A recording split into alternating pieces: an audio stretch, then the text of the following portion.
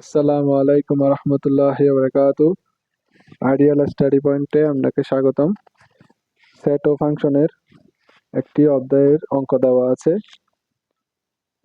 অঙ্কটি সমাধান করতে হবে। এটি অনেক ইম্পর্টেন্ট একটি অঙ্ক এবং অনেক সহজ। এখন আমরা এখানে করব, এখানে যার সমাধান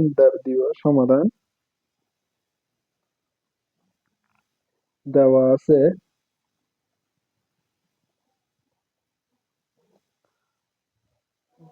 পি এর মান সমান, এখানে একটি সমীকরণ দেওয়া আছে সমান 0। এখন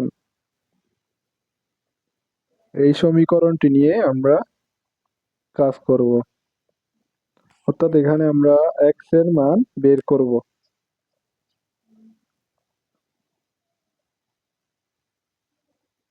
সেভেন্টি টু সমান 0। এখানে আমরা লক্ষণীয় যে এক্স স্কোয়ার আছে প্লাস এক্স মাইনাস 72, অর্থাৎ এই 72 কে এমনভাবে ভাঙতে হবে যেন ভাগ করার পর গুণফলটা এটির সমান হয়। এখানে আমরা দেখতে পাচ্ছি 2 গুণ 2 গুণ 2 সমান 8, 3 গুণ 3 সমান 9। তাহলে আমি 8 পেয়ে গেলাম, 9 পেয়ে গেলাম। এখন খেয়াল করে দেখুন তো, 8 আর 9 যদি আমি গুণ করি, 8 নং 72 হয়। আবার 9 থেকে 8 গেলে কত?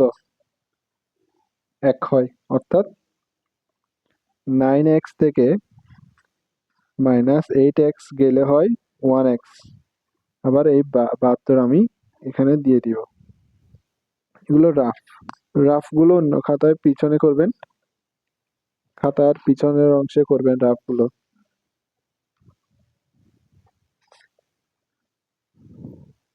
এখন আমি কমন নিব এক্স স্কোয়ার ও 9x হতে। যদি আমি কমন নিই তাহলে আমি কমন নিতে পারি এক্স কে, অর্থাৎ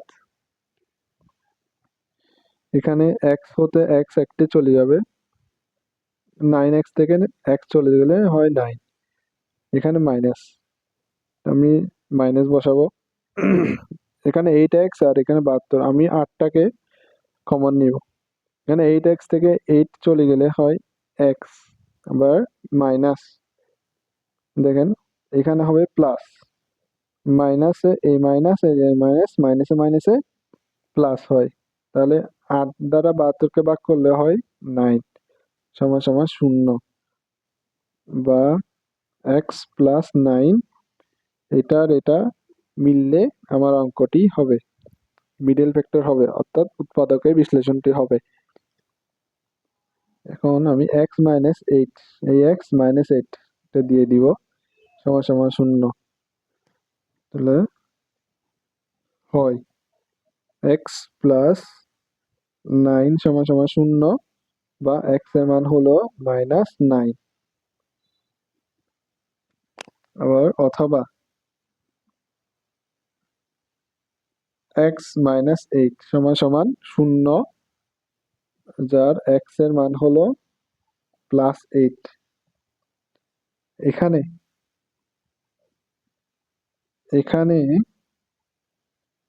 -9 n এর সংখ্যা হতে পারে না, অর্থাৎ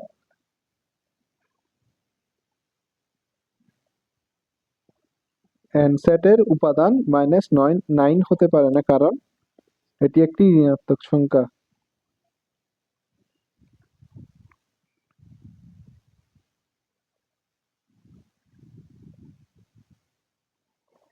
তাহলে সুতরাং অ্যান্সার হবে